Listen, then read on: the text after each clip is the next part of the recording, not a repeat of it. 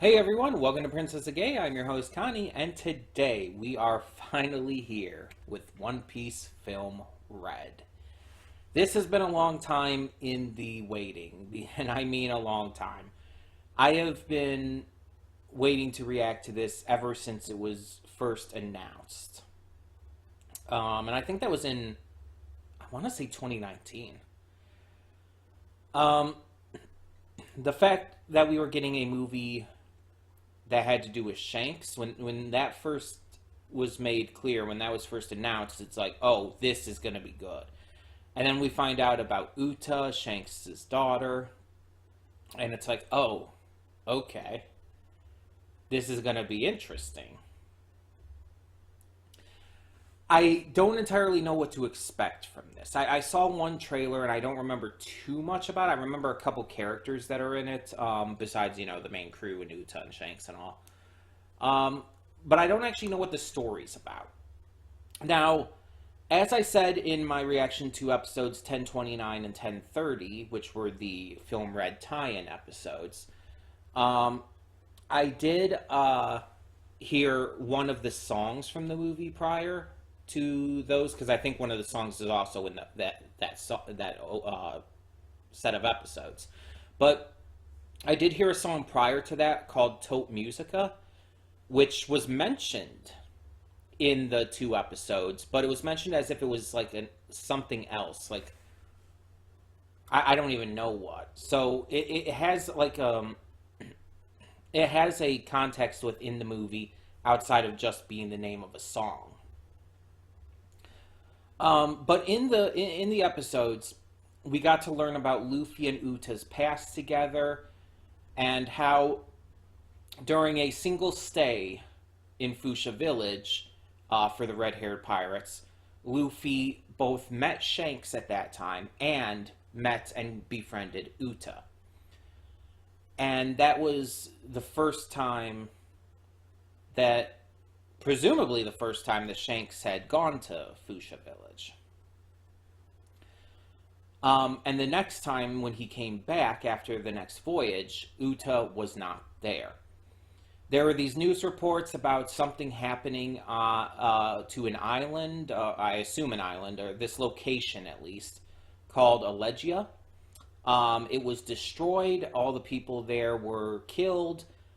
Presumably it is by Shanks, because that's what they've been saying, but it's possible that it wasn't actually Shanks. It's possible that, he's, being blamed for it falsely, or has chosen to take the fall for it. And now, in the current day, supposedly Uta is there. Which is confusing, because I thought they said it was destroyed. I guess it was rebuilt or whatnot. Maybe if it is an island, it wasn't actually completely destroyed, but a Buster Call kind of destroyed. But maybe destroyed isn't just civilization on it was destroyed. you know. I don't know, but I guess we're gonna find out. From what we know, though, it showed in those episodes briefly with the crew in the current day that they know who Uta is. So Uta is a celebrity of sorts at this time period.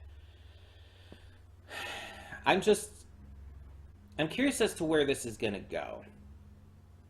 I'm curious as to how big of a role Shanks is going to have in it, how big of a role his crew is going to have in it, and I don't even know who the villain is. Is Uta supposed to be the villain? I actually don't know. There's maybe a couple hints in the episodes, specifically episode 1030, by the end, that kind of hint that maybe she could be the villain. I'm wondering if maybe Shanks took the fall for her. She was only 9 years old at the time, but did she somehow do something? Does she have a devil fruit power? I mean, that's possible, I guess. Maybe she had a devil fruit power and somehow accidentally destroyed the island. and Shanks took the fall for her, and that's why she's not with the crew anymore. That's the only thing I can really think of, because again, there were certain things she said, especially at the very end of episode 1030, that made it seem like, oh, this is almost seems like it's setting up for her to be the bad guy. It almost seems like it's making her ominous in a way. I don't think it's intentional. If she is the bad guy, I don't think it's something she's trying to do, because her goal is clearly peace. She wants to make the world better. She wants to make it peaceful.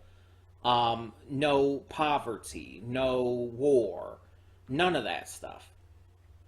So, and while that's a pipe dream of a dream,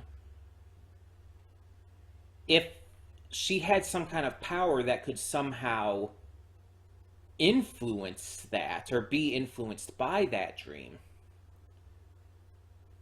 it could possibly cause issues. It could possibly cause a lot of trouble. Now, I talked about it in the reaction to those episodes as well, but I do know that this movie, the events of the movie are not canon. But I do know that Uta and then certain elements of this are. I know Uta is canon as a character, just like Shiki was, and so on and so forth. Um, and it was said that there are certain things in this that are canon. There are certain like canon things that will be revealed in this movie. I don't know what, and I don't even know if we'll know it when we see it.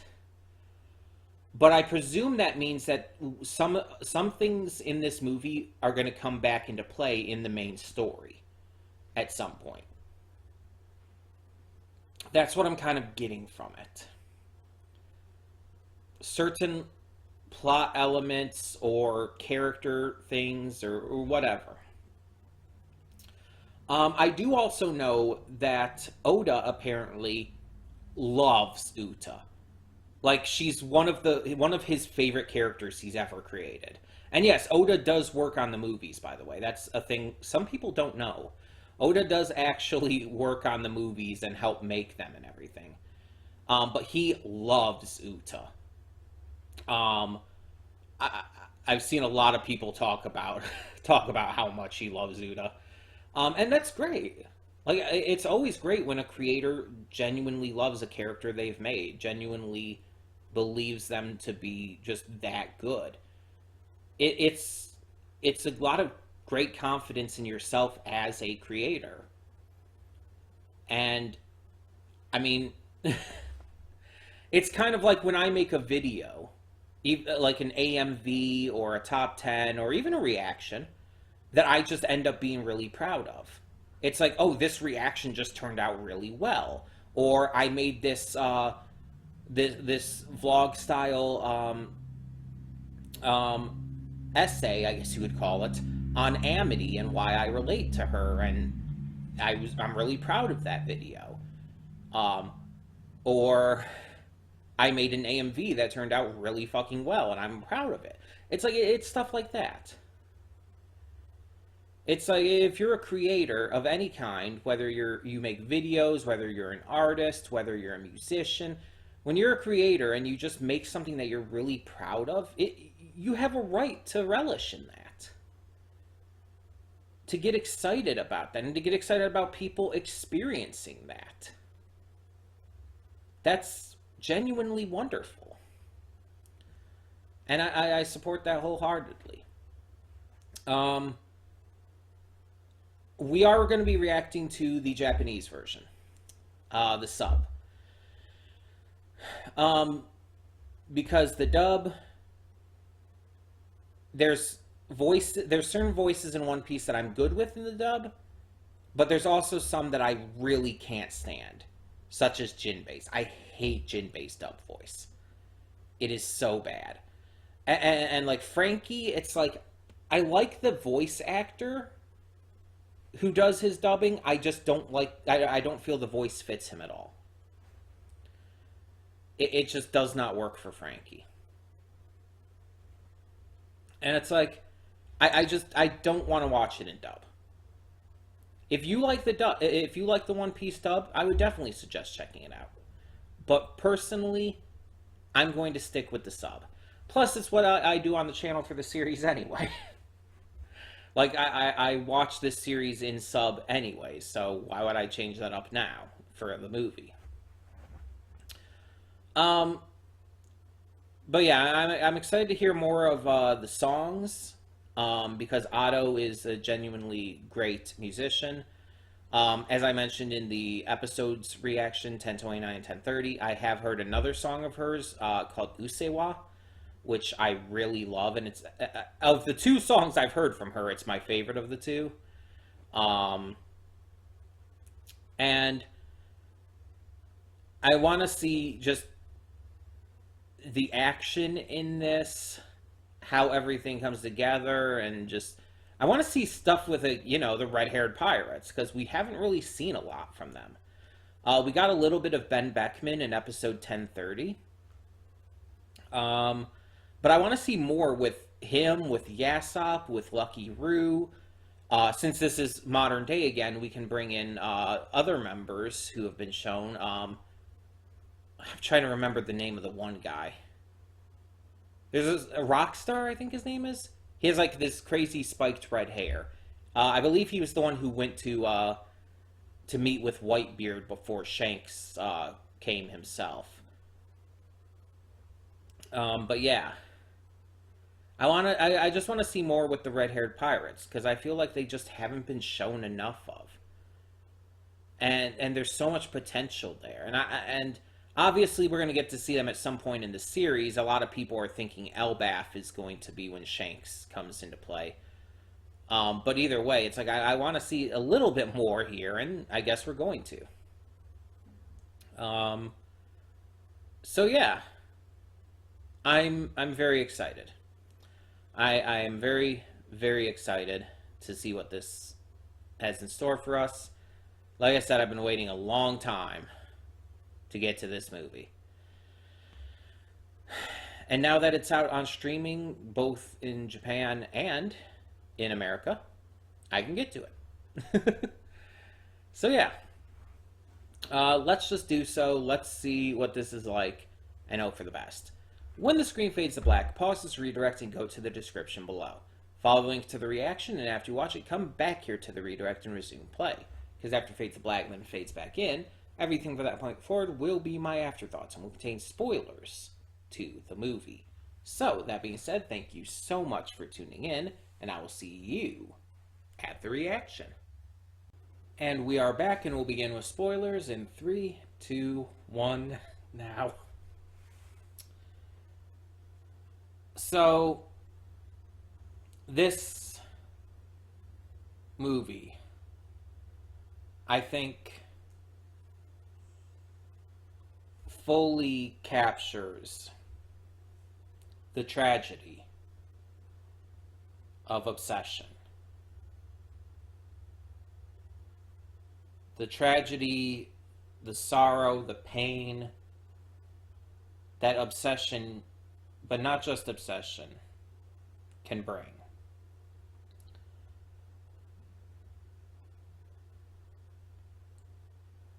Misunderstandings, sorrow, fear, and a true desire to do good, but an obsession with willing to take any steps to achieve that goal, even if you yourself have to become the villain to do so.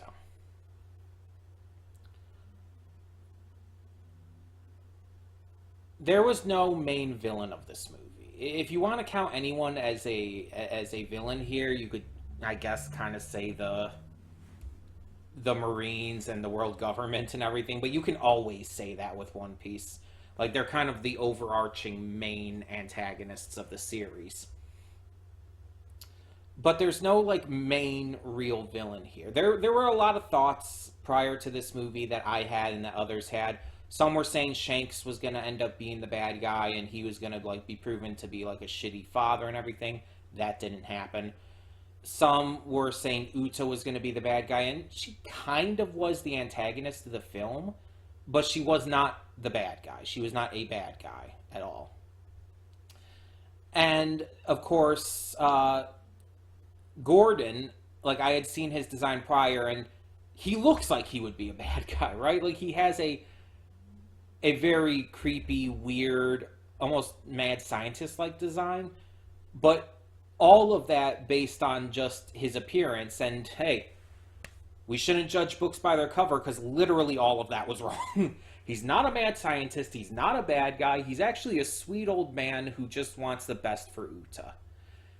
There are no real villain. The only one who you could say is like actually villainous in this, again, is the world government slash Marines, especially Akainu. But again, something that we've already known, something that's always been the case.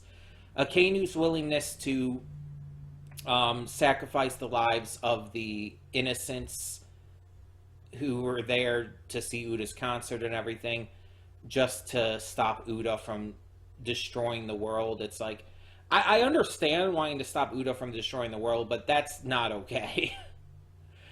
So if anyone is the bad guy here, it's him. Shanks is a great father, actually.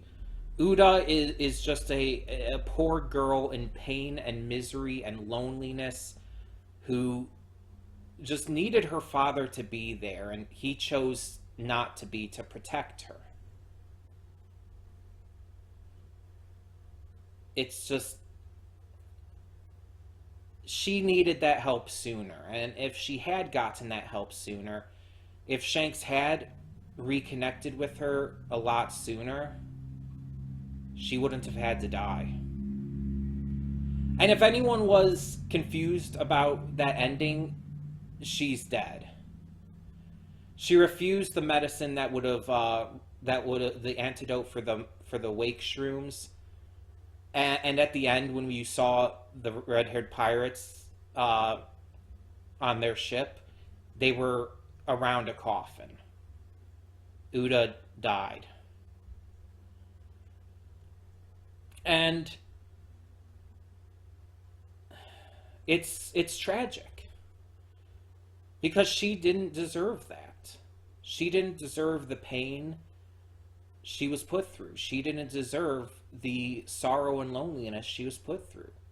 And Shanks understood that. You know Shanks was sorry for having left her there. But you also know he did it to protect her so she wouldn't be hunted down like they were.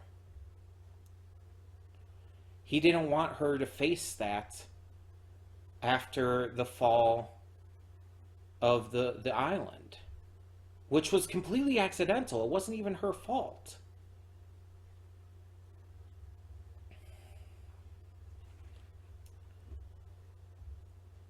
And so he really didn't have a choice. If they took her with them, she was just 9 years old. She would have been put in too much danger and could have possibly died as a kid. I can't blame Shanks for what he did. But it also caused her so much pain and sorrow. Like, even though she found out pretty early, she still resented him for what he did. Even though she understood, like, what actually happened to the island, she still hated Shanks for leaving her behind because she missed him. She loved him. Her resentment grew to cause her to hate pirates, to hate all kinds of strife and pain, anything that would cause others to go through what she went through. She wanted to stop anyone from feeling the pain that she did. And with the wake shrooms twisting her mind, with her suffering twisting her mind, she decided to take it too far. She decided that she was going to help the world by any means possible, even if in reality it would do the opposite. all because she did not want others to suffer like she did. That is how you do a tragedy. Because you empathize with her. You empathize greatly with Uta. She's not the bad guy, but what she's doing is wrong. Her story is exceptionally tragic. And the fact that this pulls no punches and she does die at the end, the fact that she is not saved,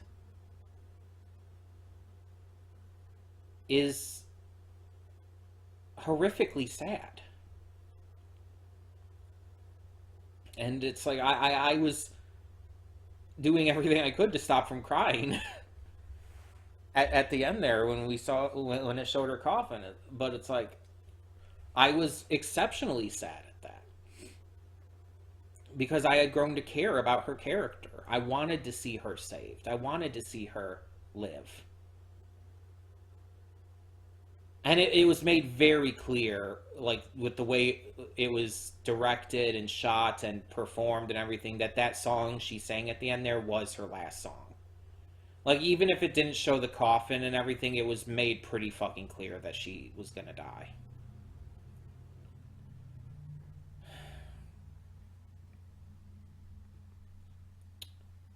It's like, it's hard to even talk about anything else. About any of the cameos this movie had, any of the other characters that returned, even ones unexpected like Bluno and Khalifa and everyone. The Big Mom pirates. Because this movie lived and died by Uda. And I think everybody knew that going in, with all the marketing kind of centering on her. With the music kind of being a big deal with the film and everything. I think everybody knew that Uta was going to be the heart and soul of this film. And I can't speak for everyone, but at least for me, I just didn't know how much so that was going to be the case.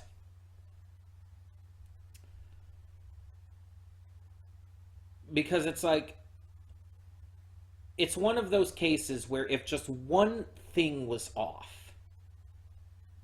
it wouldn't have worked. It wouldn't have worked as well as it did if just one small thing was off. It had to be like written, performed, animated, voiced. Everything had to be just exactly right to make this story and this character this powerful. And there were, of course, the things you kind of expect with One Piece in this film. The goofiness, and of course, since it's a One Piece movie, you expect to see a lot of cameos of characters you've seen before, especially after Stampede, which had, like, all of the cameos. One character I was surprised we didn't see at all was Mihawk, though. At least I don't think we did. I don't remember ever seeing him. But it's like Mihawk actually has connection to Shanks, so it's like, it's kind of surprising that he wasn't shown in there. It didn't really give a lot with the red-haired pirates, which I'm actually glad about. Like, I was thinking it was going to, like, we were going to get some development on Ben Beckman, on Lucky Roo, on Yasopp, and we got some stuff with them, but not a lot. And I'm glad that they kind of only came in for the ending climax, because if I'm being honest, I think that most of the development and characterization and stuff for them should still remain for the main series. So I'm really glad how they handled that. I like some of the kind of random characters who were included in this. Like, I already mentioned Bluno, but also you have Bardo in here, Bartolomeo. It's like, he's fun, but he didn't need to be here. Like, he didn't really add too much. Neither did Bluno, really, or Beppo, or anyone. Law, honestly, barely needed to be there, either. It's just like a lot of characters were clearly added in for fan service, and hey, it works. Like, it works as fan service. It doesn't take anything away, it's just, they were clearly not needed. It's a case where it's like it's very clearly just there because the fans will mark out overseeing them, and it's like, yeah, we love them, so completely fair. Like a lot of those cameos in the end credits were the same way. It's like Perona had nothing to do with anything, but whenever they show Perona, I'm going to mark the fuck out because Perona's my girl. Like, she's one of my favorite characters. I fucking adore her. So yeah, I'm gonna mark out at Perona. Um, the Hancock sisters being shown is great, or the Boa sisters, not the Hancock sisters. Only one of them is Hancock. The Boa sisters being shown as well is great, but again, they had nothing to do with anything here. Um, it's just I don't know where I would rank this compared to other movies. Cause my favorite One Piece movie, as you know, is Baron Matsuri and the Secret Island. But of like the big movies like that started with Strong World and everything, out of those, I would probably say my favorite prior to this has been. It kind of goes back and forth between Film Gold and Stampede. Like those were really good.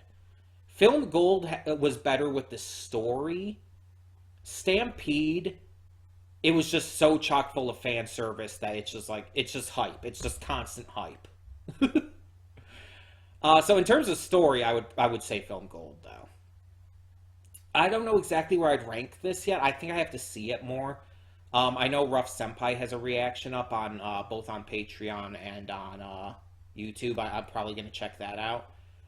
I'm probably going to have to check out maybe some reviews and stuff from other people before I can really judge this. But maybe once I get a better feeling, I'll make like a tier list for ranking all the One Piece movies that I've seen.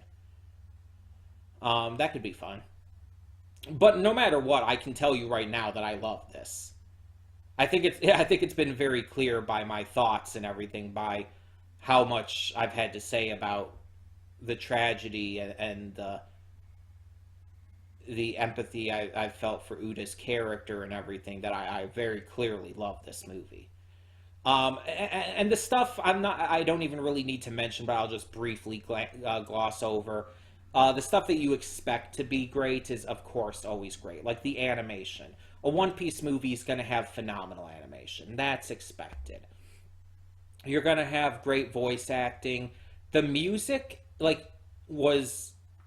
for the movie centering around music, it was really fucking good. Otto's soundtrack here was amazing. That's another thing I could do. I could rank the songs from this. That would be fun. Um, and I definitely have to think about that to really get a good feel for that. I'd have to listen to all the songs more. But yeah, it's like that kind of stuff you expect to be great. That's not a surprise. There's no real surprise in regards to that. It's the story and the characters and everything that you really have to look out for in this case. This is Jinbei's first movie as part of the crew, and he was great. He didn't like do a huge amount, but every scene he was in, whether talking and interacting with the crew, whether attacking and doing some great action stuff, it's like he was great. He fit in. It felt like he belonged there, and that's awesome. And I do have to mention the one thing. I'm not going to go too heavy into it because a lot of you may be anime only and may not know what you just saw. And I'm anime only, and I only know because I was spoiled on this. But during the climax, when you see all of them attacking together, and then you see Luffy and Shanks attacking together, and they tried to keep it subtle because they knew that the anime onlys would not understand what's happening. So they kept it subtle in how it was presented, but it was very clear what that was. Um, Luffy's Luffy's final. I'm trying to figure out how to word this without spoiling.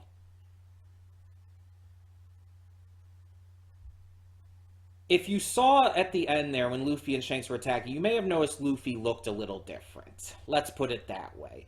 I know what that is, unfortunately. I don't know all the details. I don't know everything surrounding the context of it within the manga and everything. I just know what it is on like a more base level.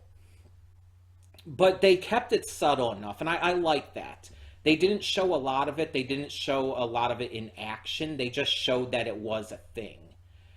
Um, and it's like you're really only going to know if you're really only going to know about it if one you've been spoiled on the manga or if you're a manga reader. If you're an anime only who hasn't been spoiled, you're not going to know what the hell is going on. So I'm glad that they handled it that way. I'm glad at least that if they're going to put that in there, they handled it in a very good way that's not going to spoil people. So that's good because Stampede kind of messed that up a little bit by having Nami have Zeus already, when in the anime at that point she didn't. That one messed up a little bit, but this one handled it a lot better. It's like it showed that that's still a thing, but it did not actually spoil you on anything about it.